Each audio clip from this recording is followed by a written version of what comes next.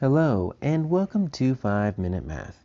Today we are looking at the 8th grade concept of approximating square roots. This is standard 8.2b in the great state of Texas, and we are using item number 41 off the 2018 released STAAR test. If you have not done so already, please go ahead and take a moment to pause the video, work this problem out on your own, unpause it, and we will look at our answers together.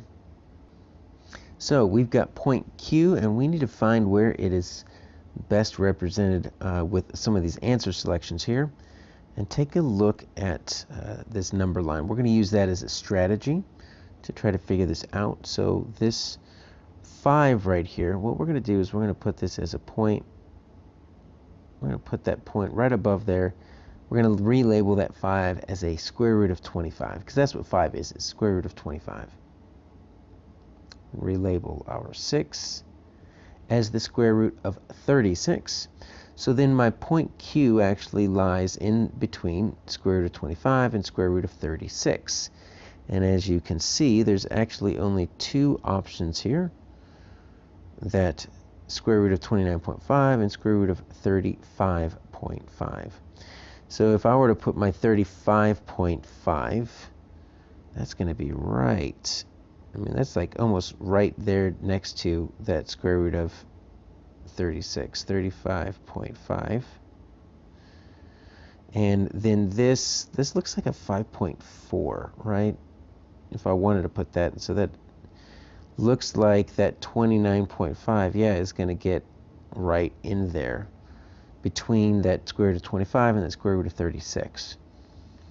So B looks like a pretty good answer. What's another way we can just verify that? Well, what we could do is we can take each of these square roots. So I'm going to start with A, 5.4.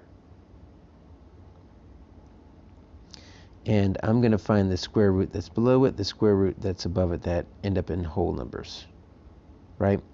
So above it is going to be, it's going to be 9. So 3 is the square root of 9. Below it is going to be 4. So that's 2. So the square root of 5.4 is going to be 2 point something, right? Maybe 2.2 or something, but it's between this 4 and this 9. And I'm looking for something that's between 5 and 6. So, that doesn't work. So let's look at this B. We think B is the answer. We can kind of do that same thing, that square root of 29.5. So we've got the square root of 25, and we got the square root of 36.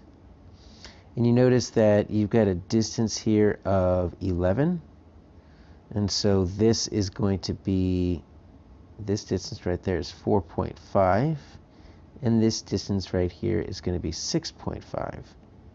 So it's a little bit closer to 5. That's why it's a little bit below the 5.5. So that's where that 5.4 kind of works.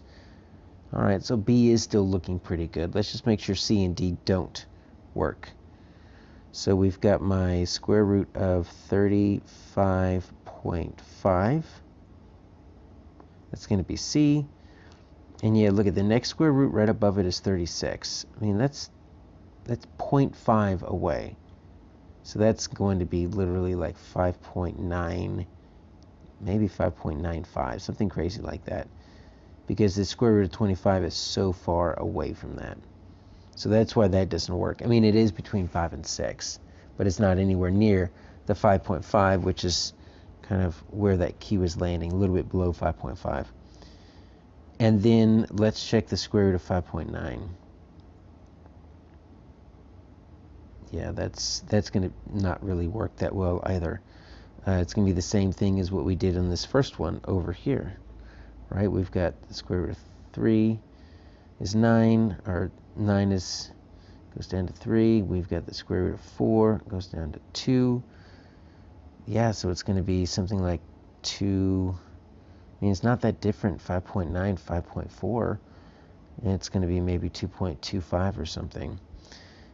So that's not going to work. Really, those 5.9 and 5.4 are what those numbers would be like without the square root. So my answer here is B.